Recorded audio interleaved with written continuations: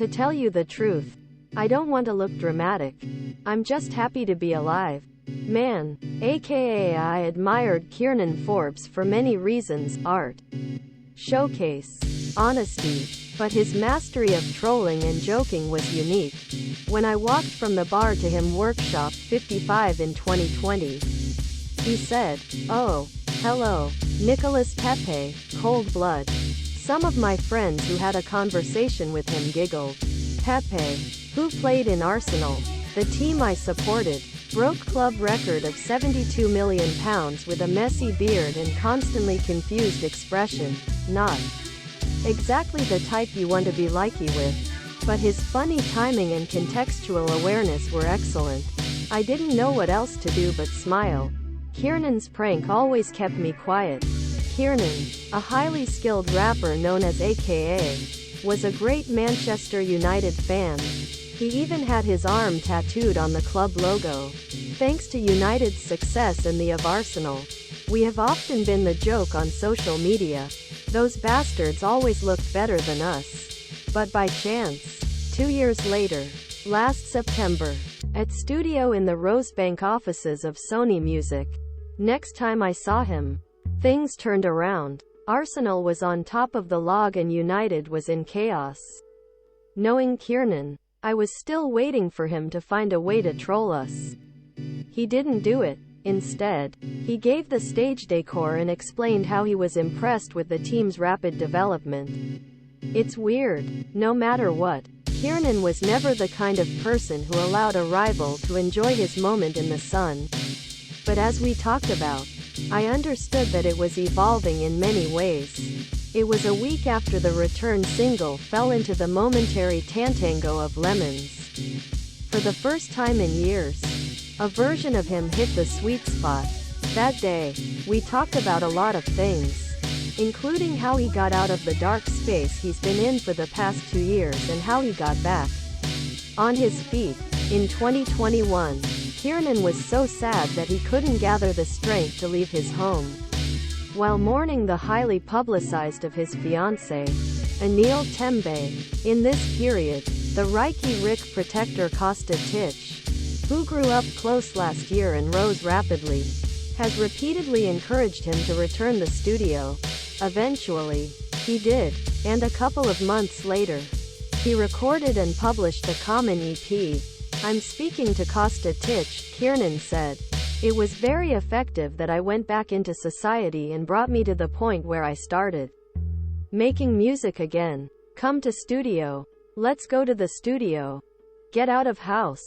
If it wasn't for him, this wouldn't have happened. With energy from this new lease on life, Kiernan seemed more alive and genuinely satisfied than I've ever seen him. At the end of our interview, he played some songs that had never been released before from the Mass Country album, which was scheduled to be released next Friday. With his eyes closed tight, and he froze and danced in motion. It was a kind of pure, cheeky, almost childish joy. Every time wrote about Kiernan, I tried to close gap between humanity and the person saw an artist that people imagined through his often controversial public personality and social media charade. Sometimes they were the same.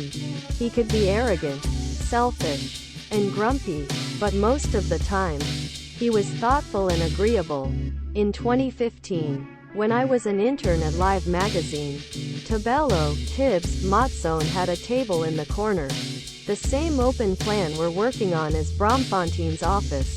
Tibbs was one of Kiernan's closest friends, and he's been a business partner for a long time.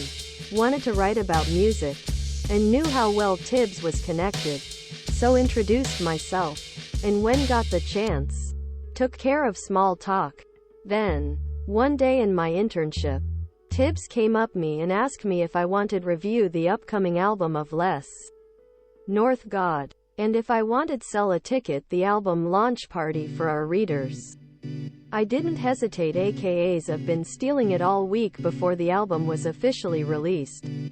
Kiernan and Mags, a particular song called Real Stuff, was a favorite. When I went to venue, Melrose Arch, for the launch party, I knew lyrics word for word.